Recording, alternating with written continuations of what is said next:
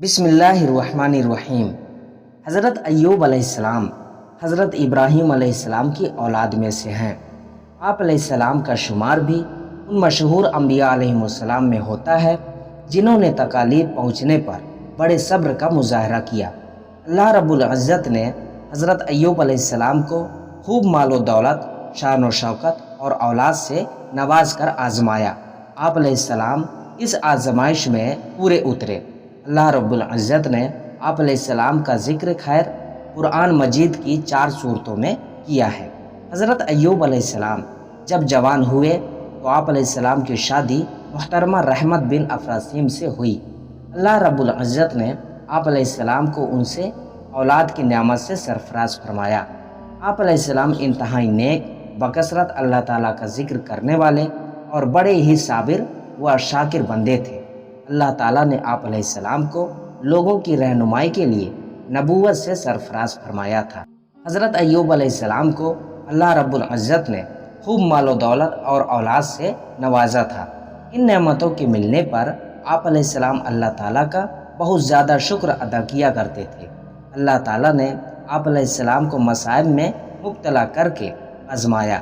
آپ علیہ السلام کی ساری دولت جاتی رہی، اولاد بھی فوت ہو گئی اور گھر بار بھی ویران ہو گیا، لیکن اس کے باوجود بھی آپ علیہ السلام اللہ تعالیٰ کی رضا کے لیے صبر سے کام لیتے رہے اور کبھی شکوہ نہیں کیا۔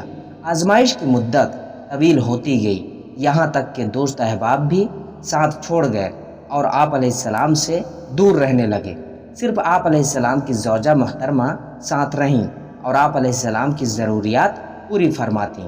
آپ علیہ السلام کی وفادار بیوی اجرت پر دوسروں کے کام کر کے آپ علیہ السلام کے لیے کھانے پینے کا بندوبست کیا کرتی تھی۔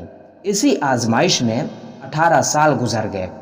نبی کریم صلی اللہ علیہ وسلم نے فرمایا، سب سے سخت آزمائش انبیاء کرام علیہ السلام پر، پھر لوگوں میں سب سے زیادہ نیک لوگوں پر، اس کے بعد جو ان سے کم درجہ کے ہوں ان پر آتی ہے۔ انسان پر اس کے دین ایمان کے مطابق آزمائش آتی ہے۔ اگر وہ دین میں مضبوط ہو تو اس پر آزمائش بھی سخت آتی ہے۔ حضرت ایوب علیہ السلام اللہ تعالیٰ کی طرف سے آزمائش پر صبر و استقامت کا مظاہرہ کرتے رہے، یہاں تک کہ آپ علیہ السلام پر آنے والے مصائب اور ان پر صبر ضرب المثل بن گئے۔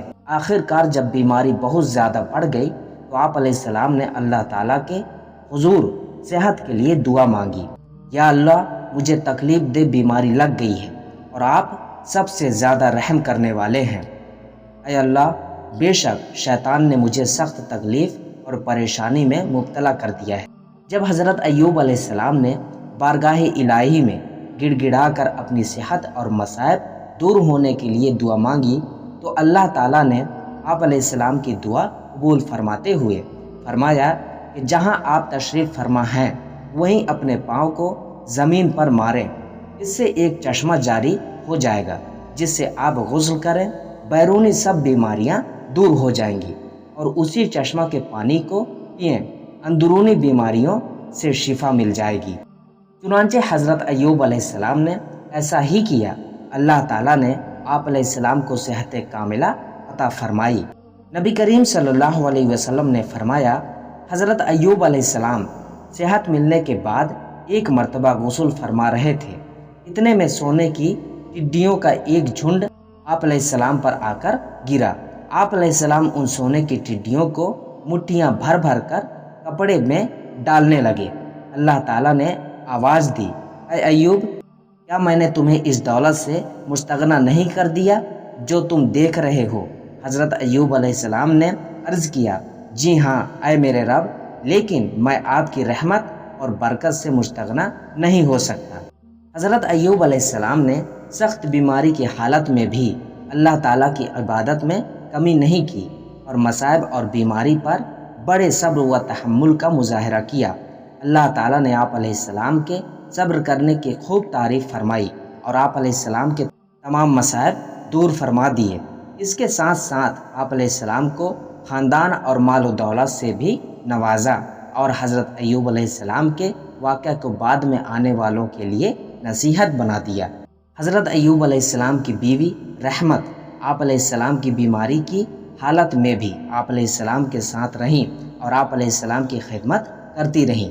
آپ علیہ السلام کی وہ بیوی آپ علیہ السلام کی صحت کی شدید خواہش مند تھیں اور ہر وقت بیماری سے شفا کی تلاش میں رہتی تھیں۔ شیطان نے ان کی کمزوری سے فائدہ اٹھا کر انہیں شفا کا ایک شرکیہ عمل بتایا۔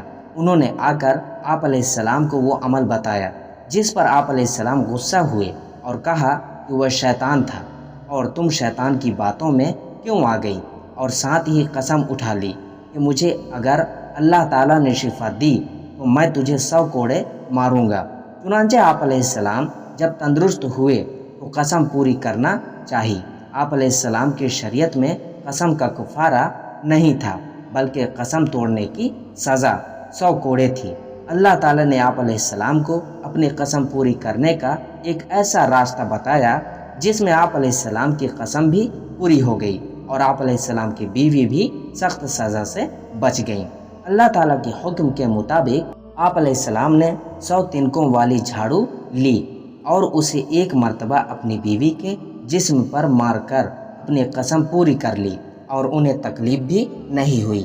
چونکہ حضرت ایوب علیہ السلام اور ان کی بیوی بڑے متقی، پرہیزگار اور اللہ تعالیٰ کی طرف خوب رجوع کرنے والے تھے، اس لیے اللہ تعالیٰ نے ایسا راستہ نکال دیا جس میں دونوں کے لیے سہولت تھی۔ حضرت ایوب علیہ السلام اللہ تعالیٰ کی طرف سے آنے والی آزمائش میں کامیابی کے بعد دین ابراہیم علیہ السلام پر قائم رہے۔